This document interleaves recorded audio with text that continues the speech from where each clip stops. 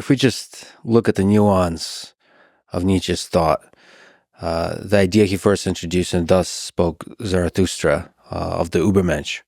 Yeah. It's another one that's very easy to misinterpret because it sounds awfully a lot like it's about power. Yeah, right. For example, in the 20th century, it was misrepresented and co-opted by Hitler to advocate for the extermination of the inferior non-Aryan races. Yeah, and the dominion of the superior Aryans. Yeah, and that was partly because Nietzsche's work also was misrepresented by his sister after his death. Yeah. But I also think that there's a fundamental flaw in that Nietzschean conceptualization. So Nietzsche, of course, famously announced the death of God, but he did that in a manner that was accompanied by dire warnings, like Nietzsche said, because people tend to think of that as a triumphalist statement. But Nietzsche actually said that he really said something like the unifying ethos under which we've organized ourselves psychologically and socially has now been fatally undermined by the rationalist proclivity, by the empiricist proclivity. There's a variety of reasons. Mostly it was conflict between the Enlightenment view, let's say, and the classic religious view, and that there will be dire consequences for that. And Nietzsche knew, like Dostoevsky knew, that, there's a proclivity for the human psyche and for human societies to move towards something approximating a unity, because the cost of disunity is high.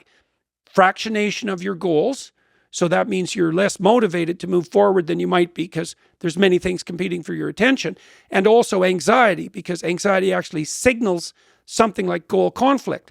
So there's an inescapable proclivity of value systems to unite.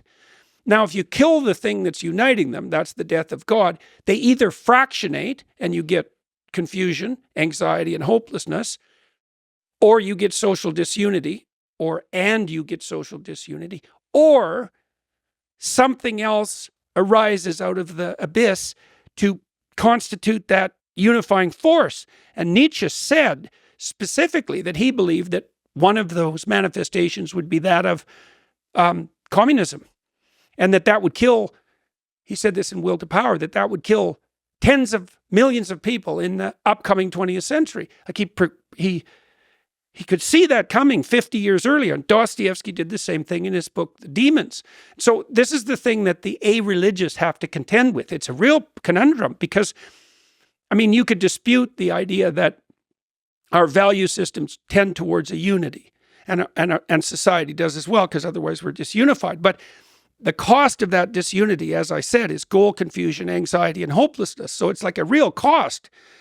So you could dispense with the notion of unity altogether, and the postmodernists did that to some degree. But they pulled off a sleight of hand too, where they replaced it by power. Now Nietzsche he's responsible for that to some degree, because Nietzsche said, with his conception of the overman, let's say, is that human beings would have to create their own values, because the value structure that had descended from on high was now shunted aside. But there's a major problem with that. Many major problems. The psychoanalysts were the first people who really figured this out after Nietzsche, because imagine that we don't have a relationship with the transcendental anymore that orients us. Okay, now we have to turn to ourselves. Okay, now if we were a unity, a clear unity within ourselves, let's say, then we could turn to ourselves for that discovery. But if we're a fractionated plurality internally, then when we turn to ourselves, we turn to a fractionated plurality. Well, that was Freud's observation. It's like, well, how can you make your own values when you're not the master in your own house? Like you're a war of competing motivations. Or maybe you're someone who's dominated by the will to force and compulsion. And so why do you think that you can rely on yourself as the source of values? And why do you think you're wise enough to consult with yourself to find out what those values are or what they should be, say, in the course of a single life? It's difficult to organize your own personal relationship, like one relationship in the course of your life, let alone to try to imagine that out of whole cloth you could construct an ethos that would be psychologically and socially stabilizing and last over the long run. It's like, and of course, Marx, people like that, the people who reduce human motivation to a single axis, they had the intellectual hubris to imagine that they could do that. Postmodernists are a good example of that as well.